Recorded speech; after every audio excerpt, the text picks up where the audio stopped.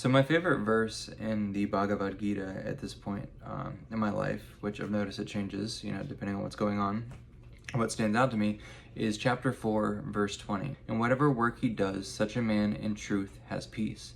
He expects nothing, he relies on nothing, and ever has fullness of joy.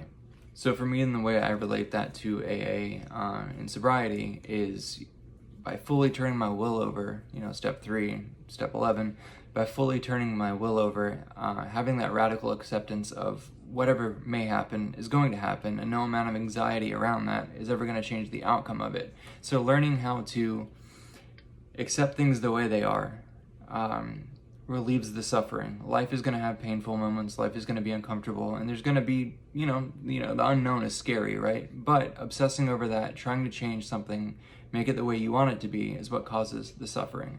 Learning to see things for the way they are instead of the way I want them to be ensures that I have peace in all situations. Now that is a practice. I'm not saying I have that all the time. That is not the case.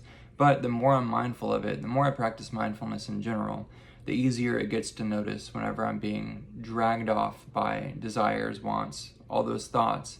That takes me away from the present moment and seeing it for exactly what it is. By practicing meditation, by practicing mindfulness, by practicing yoga and doing all these things, it makes it a lot easier to stay in any given moment and notice when those old thought patterns come up, and notice whenever I'm having a craving for a situation to be different than what it is.